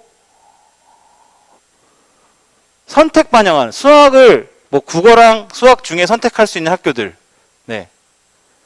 이런 학교들이 있는데 결국 수학 성적이 없어도 수학을 필수로 반영하는 학교들 제외고는 다 쓸 수 있다는 얘기고 그러니까 대부분 체육계열 학원들에선 국영탐 얘기를 하는 이유가 수학을 필수로 반영하는 학교들이 20개가 안 되거든요. 그 20개를 빼고 나머지는 국영탐으로 갈 수 있다라고 얘기하기 때문에 근데 1, 2학년들이라면 수학을 섣불리 포기하는 일은 좀 참아줬으면 좋겠다. 또 하나 실기를 준비하다가 정말 예상치 못한 큰 부상을 입을 수도 있어요. 실기 시험을 못 보고 시즌 아웃되는 경우도 있어요. 그런 경우에는 수능 성적이 있어야 일반과를 쓰잖아요. 대학은 가야 되니까, 그죠? 그러니까 수능 공부를 끝까지 놔선 안 된다는 거죠. 단계형으로 뽑는 학교들도 마찬가지로 1단계를 통과하지 못하면 합격이 어렵습니다. 서울 시립대 같은 경우에 저희가 통상 많이 추적을 하는 대학입니다. 왜냐하면 탑10 대학에 속해 있는 대학이기도 하고 선호도가 높기 때문에 재작년까지 1단계를 100분위 평균 국어, 수학, 영어만 반영하는데 영어는 100분위가 없으니까 국어, 수학 평균 100분위가 84에서 87%가 1단계가 끊겼는데 작년에 확통애들이 그 정도 등급대가 없어서 낮아질 거다라고 예상은 했어요. 그래서 저는 80% 선까지 예측을 했는데 실제로 1단계를 통과한 마지노선 100분위 평균이 77%였습니다. 수학이 그만큼 내려갔다는 얘기죠. 수학을 확통해서 잘 볼 수 있는 구조가 아니기 때문에 그래서 수학을 갖고 있으면 서울 시립대도 일단 1단계를 통과하기엔 유리해질 수 있다 이런 것들을 미리 말씀드리는 거고 단계형 전형 같은 경우에는 반드시 전년도 입결을 통해서 1단계 통과를 가능한 점수대인지를 확인해 보시고 지원을 하셔야지 지원했는데 1단계 통과를 못하면 그냥 실기 못 보고 그냥 떨어지는 거예요. 카드 하나 날린다고 생각하시면 됩니다. 네. 정식 가군의 합격자들의 평균 등급을 여기다 이렇게 명시를 했습니다. 추적을 한 거고요. 대학에서 발표한 것까지 다 반영을 해서 100분위로 보여드리는데 저희는 그거를 등급으로 환산을 해서 보시기 좋게 좀 바꿔놨습니다. 바꿔놨고 보시면 이렇게 괄호 쳐져 있는 것들이 선택이에요. 여기 보시면 국민대 스포츠 교육은 국어, 영어만 반영합니다. 두 개만 반영하는데 영어를 66.7%를 반영해요. 그러니까 영어 성적은 사실은 성적 올리기가 저는 제일 쉬운 과목이라고 말씀을 드려요. 왜냐하면 절대평가고 우리 아이들이 조금만 열심히 해주면 성적을 올릴 수 있는데, 게다가 영어는 거의 다 반영합니다. 체육하는 학교에서 거의 다 반영하기 때문에 국어 영어 성적은 무조건 잡고 가야 된다라고 하는 것들. 그 다음에 대부분 보시면 수학은 선택을 하게 하거나 아니면 필수인 학교들이 몇 군데 있는데, 이 몇 군데 있는 학교들은 대부분 서울 상위권 대학들이라고 보시면 됩니다. 네. 근데 이 대학들조차도, 연대도조차도, 서울대조차도, 고대조차도 수학은 성적이 그렇게 높게 형성되진 않고 있다. 작년 입결을 놓고 보면 전년도 입결에 비해서 전전년도 입결에 비해서 전년도 입결이 100분위가 떨어진 이유는 저희는 100% 수학이라고 말씀을 드려요. 수학 100분위가 낮아졌기 때문에 평균 100분위가 낮아졌다라고 말씀을 드립니다. 그리고 경기, 인천, 충청권이고요. 네. 경상권입니다. 경상권 정시 가군이고요. 경상권 정시 가군에서 수학을 필수로 반영하는 학교 일단 부산외대. 네. 그리고 합격자들의 평균 등급은 이렇습니다. 그러니까 서울권의 낮은 학교들 경기권 정도, 서울 지역에서 놓고 보면 경기권 대학에 합격할 정도의 학생들이 실기를 해서 부산권의 지역의 경상권 지역의 학교에 이제 합격을 한다라고 보시면 되고, 지역 특색이 있어요. 서울권에서는 제트런 아무데도 안 하거든요. 네, 그런 종목적인 특성이 있기 때문에, 다만 요 정도 성적의 실기를 잘한다라고 하면 서울의 숭실대도 합격이 가능하거든요. 실기를 잘하면. 그래서 너무 이 부산 지역만 생각하지 마시고, 아이들 또 서울이 다 좋은 건 아니지만 그래도 네, 서울 쪽에 좀 넓은 곳에 가서, 부산도 넓죠. 네, 서울에 가서 새로운 경험을 또 할 수 있는 기회를 만드시면 어떨까라고 생각을 합니다. 낙원 서울입니다. 낙원 서울에서 이렇게 좀 등급대가 높게 잡히는 대학들은 네, 수능 성적이 좀 높게 반영되는 학교고 실기 변별력이 낮은 데인 거예요. 만점표를 보시면 실기는 거의 그냥 조금만 연습해도 만점 받을 수 있는 학교들. 결국 이런 학교들은 수능 싸움이 된다는 거거든요. 이런 거 보시면 되고. 그러니까 실기를 몇 프로를 반영하냐에 따라서 등급대가 바뀔 수도 있다고 보시면 됩니다. 그리고 경기 인천 지역에서도 네, 경희대는 실기가 없어요. 수능 100이죠. 그러니까 성적대가 높게 나오죠. 네. 그리고 여기서 눈여겨보실 대학이 그 정도, 경희대 정도. 네. 충청권은 이제 캠퍼스들이 좀 많이 있기 때문에, 그리고 충청권에 대학이 생각보다 되게 많습니다. 많아서 충청권의 아이들이 좀 많이 체육은 준비를 하고 있는데, 제가 말씀드린 게 이거예요. 장명대 천안을 보통 애들이 4등급 가지고 가거든요. 4등급 가지고. 근데 4등급 가지고 상명대 천안 가서 실기 못하면 떨어진다니까. 그러니까 저는 애들한테 뭐라고 그러냐면, 얘들아 4등급 정도 있으면 충청권의 대학 내가 골라줄게. 합격할 수 있는데 충원까지 해서 우리 합격할 수 있는 대학 하나 확보를 하자라고 얘기를 해요, 저는. 근데 우리 애들은 뭐라고 그러냐면, 선생님 제가 그래도 가오가 했지 체육을 했는데 실기를 봐야죠. 이거를 빨리 못 깨쳐요. 충청권까지 내려간다는 얘기는 성적이 낮거나 실기가 안 됐을 경우거든요. 그러면 그런 경우에 합격이라는 가능성을 높이려면 저는 일반 학과에 낮은 과를 쓰는 게 맞다고 생각을 하는데, 아이들은 좀 생각이 다른 것 같아요. 그래서 그런 것들을 여기 어머님들 많이 계시니까 머릿속에 두고 계셔야 된다는 거 말씀드리는 겁니다. 경상권 나군입니다. 경상권 나군에는 체육교육과들, 네, 체육교육과들. 제가 체육교육과들을 좀 눈여겨봤고요. 아무래도 체육교육과들이 성적대가 높게 형성이 되고 있어요. 네, 이거는 교직에 대한 어떤 선호도라고 보시면 됩니다. 네, 선호도라고 보시면 되고, 네, 다군에 이제 아까 말씀드린 숭실대, 이게 대학에서 발표한 70% 컷이거든요. 실제로 저희가 작년에 환산 등급으로 5.8등급이 실기 만점 받고 붙었어요. 저희 학교에서. 그러니까 여기는 국어 영어만 반영하는데 실기가 70%잖아요. 이렇게 실기 반영률이 높은 서울권 대학은, 경기권 대학은 실기를 잘하면 이것도 수시처럼 붙을 수 있다. 네. 그러니까 이제 좀 지금 여기에서 실기를 준비하는 친구들이 이 친구가 실기를 진짜 잘한다고 판정이 되시면 좀 다른 지역의 실기도 좀 눈여겨보시면서 좀 다른 지역으로 보내실 수 있는 여건을 마련해 주시는 것도 좋지 않겠나라고 생각을 합니다. 네. 다군 경상권도 등급은 이렇게 형성이 됩니다. 체육계열 정시는 이제 플랜 B가 되겠죠. 네, 플랜 B가 될 텐데, 사실은 체육은 정시까지 무조건 끌고 간다고 생각을 하셔야 되는 게 맞는 게, 서울 쪽에서는 최상위 대학들은 정시에만 뽑습니다. 정시에만 뽑고, 그리고 이쪽 경상 쪽에서는 워낙에 수시에 교과 전형을 너무 많이 뽑아서 정시의 인원이 적긴 하지만, 정시까지 가져갔을 때 우리가 지금 기대해 볼 수 있는 건 수능 공부에 대한 이 동력이거든요.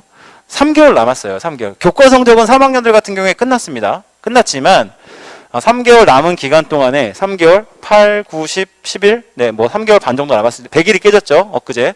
3개월 정도 남았을 텐데 그 3개월 동안에 국어, 영어, 탐구를 어떻게 공부할 것이냐라는 것에 대한 전략이 필요하다는 거죠. 자, 영어는 제가 아까 말씀드린 것처럼 성적을 올리기 가장 쉬운 과목이다. 영어는 듣기평가가 17개가 나와요. 사실은 듣기평가는 다 맞으라고 주는 겁니다.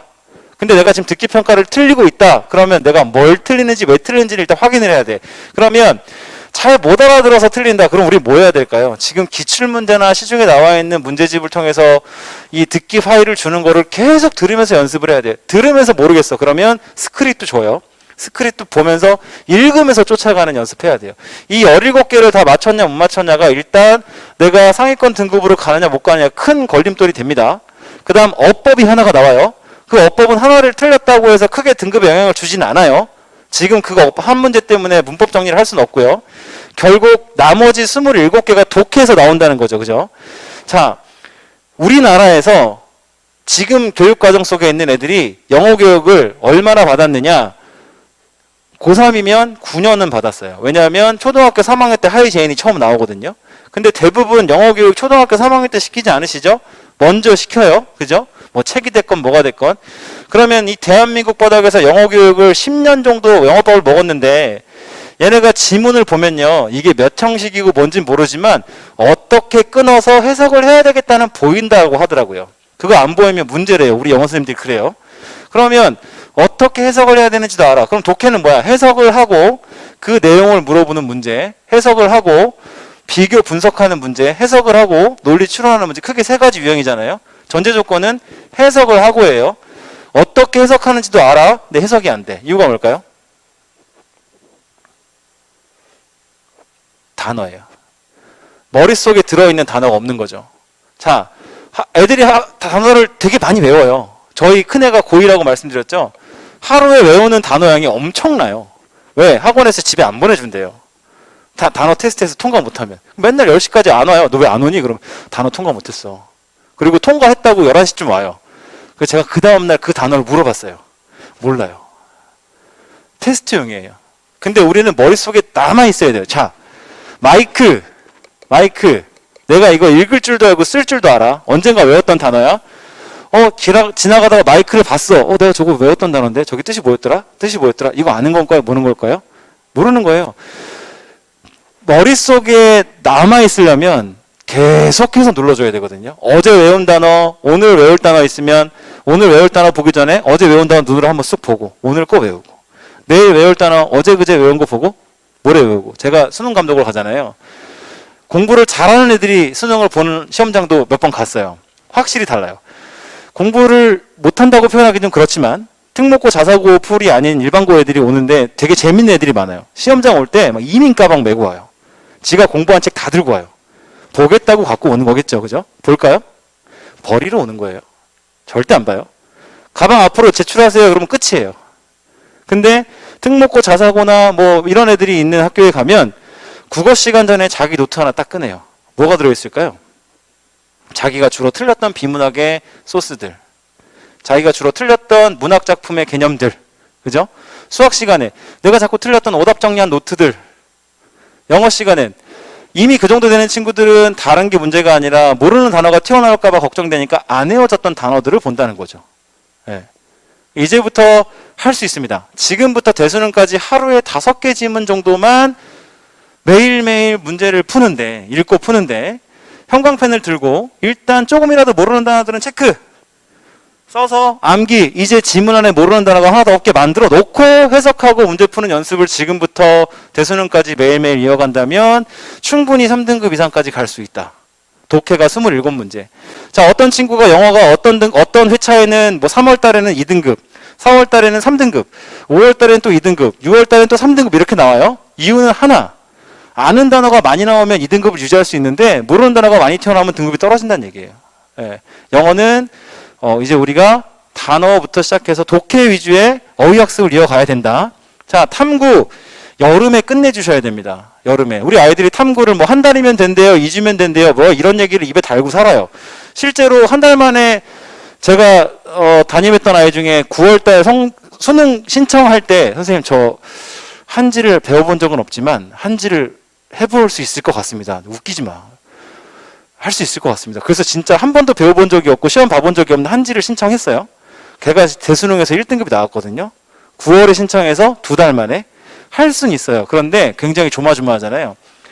방학이 끝나기 전 8월 말까지 저는 한 과목 우선 완성이라는 얘기를 합니다. 왜 한 과목 우선 완성이냐? 정시에 탐구는 한 과목만 반영한 학교들이 분명히 있거든요. 체육과들은 한 과목 반영할 게 많아요. 근데 어중간하게 4, 4, 뭐 3, 4 맞는 것보다 저는 차라리 1, 9가 낫다고 늘 말씀을 드립니다. 일반과를 쓰더라도 9 버리면 되니까요. 1 갖고 있으면 되니까. 1까지는 어렵더라도 지금 공부하고 있는 것 중에 2과목을 공부할 텐데 그 중에 하나 우선 더 많이 되어 있는 걸 바탕으로 여름방학 8월 말까지 우선 하나를 2등급, 3등급까지 만들어 놓는 걸 해놓은 다음에 남은 시간에 대수능까지 갈 때 여력이 되면 다른 과목 건드린 거고, 그렇지 않으면 우린 뭐 해야 되냐면 국어, 영어 잡아야 되니까. 국어, 영어 해야 되고 혹시 수학 안 버린 친구들 수학까지 잡아야 되는데 거기서 탐구가 완성이 안 돼 있다 그럼 탐구 절대 끝까지 완성 못하고 가거든요. 그래서 탐구는 지금, 영어랑 탐구, 그다음에 국어는요. 문학이 있고 비문학이 있고 선택 과목이 있을 거예요. 선택 과목은 지금 자신의 선호에 따라서 결정했기 때문에 더 이상 뭐 바꿔라 마라 얘기 못 하겠고, 엄매를 선택하는 친구들이라면 문법 전개가 끝나 있어야 되고요. 그리고 엄매를 선택한 친구들이 조금 더 시간을 단축할 수 있는 장점은 있습니다. 문법이라고 하는 것은 정리가 되어 있으면 A는 B, B는 C, D는 E 이렇게 기계적으로 풀 수 있기 때문에 빠르면 10분 컷도 가능하다고 얘들이 얘기를 해요. 예.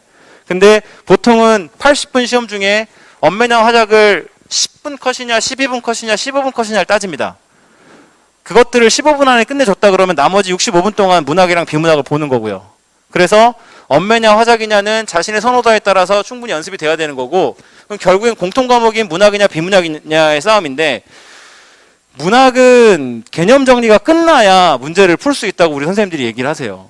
네, 저희 학교 국어 선생님들이 그렇게 얘기를 하시고, 제가 비문학에서 워낙 애들이 성적이 안 나오니까 제 국어 선생님들한테 얘기를 했어요. 야, 국어들 우리 애들한테 특강 좀 하자. 애들이 인문 쪽 애들은 과학기술도 어렵고 경제 철학도 어렵다고 한다. 그리고 과학 애들은, 자연 애들은 경제 철학 헤맨다. 특강하면 안 되겠니? 그랬더니 못해 이래요. 야, 너네 그럼 수능에 나오면 뭐 풀어? 우린 풀어. 야, 그럼 해줘. 그랬더니 못한대요. 이유가 뭐야? 그랬더니 이렇게 얘기를 하더라고요. 자기들은 대학교를 들어가고 나서 지금까지 국어만 생각하고 살았대요. 그게 무슨 말이야? 제가 이해를 못했어요. 그랬더니 경제나 철학이나 과학이나 기술이나 자기들은 나오면 꼼꼼하게 읽으면서 맥락적으로 이해해서 풀 수는 있답니다. 근데 시간이 오래 걸린대요. 근데 수능은 정해진 시간에 푸는 거잖아요. 이유가 뭐야? 그랬더니 우린 국어만 생각하고 살았다니까? 이게 답이에요. 다시 말하면 이들도 경제 용어나 경제 개념이 낯설 수 있다는 거죠. 자, 비문학 지문이 인문사회, 과학기술, 예술, 체육이라고 하는 크게 6가지 카테고리에서 출제가 되는데 한글로 나와요. 영어도 아니에요. 한글로 나오고 우리 애들이 다 읽을 수 있어요. 근데 어려워해요. 이유가 뭘까요? 생소함이죠. 경제가 나왔는데 경제 용어를 모르고 경제 개념을 몰라. 그죠? 아이들 집에 가서 한번 물어보세요. 너 혹시 6월 달에 비문학 지문 중에 틀린 것 중에 몰랐던 용어나 개념 나온 거 정리해서 암기한 거 있어? 물어보세요. 하나도 없어요. 그죠? 수능이 끝나고 나면 시중에 비문학 지문, 비문학 문제집을 쓰는 사람들이 유튜브에 튀어나와서 내가 맞췄어요를 막 외쳐요. 그럼 그들이 맞췄다는 게 토시 하나 틀리지 않고 지문을 맞췄다? 이러면 이 사람은 대박 나겠죠. 의심받을 거예요. 어디서 유출했는지 알고, 그죠? 그거 얘기하는 게 아니라 내가 다뤘던 경제 개념이 나왔어요. 내가 다뤘던 철학이 나왔어요. 사상이 나왔어요. 내가 다뤘던 과학 개념이 나왔어요. 그죠? 제가 아까 말씀드렸던 공부 잘하는 애들이 국어 시간 전에 노트 하나 펴고 있다고 그랬잖아요. 내가 틀렸던 경제 지문에서의 몰랐던 개념, 용어 정리한 것들을 보고 있는 거예요. 예. 지금부터 대수능 갈 때까지 비문학은 이렇게 공부를 해야 됩니다. 하루에 2개, 3개 지문을 풀어라. 시중에 참 이런 것에 네이밍을 잘하잖아요. 매삼비라는 책이 있어요. 매일 3개의 비문학을 풀어라. 그러면 비문학을 푸는데 보통은 뭐라고 얘기하냐면 1시간에서 한 2시간 정도 봐야 된다. 근데 여기 학생들 있지만 비문학 지문 3개 푸는데 1시간 걸려요? 아니에요. 그죠? 그럼 1시간이 어떻게 1시간이냐? 일단 풀어요. 읽고 해석하는 연습이 필요하니까. 그다음 문제 유형 쫓아가야 되니까 풀어요. 채점해요. 여기까지만 해도 공부 좀 한다예요.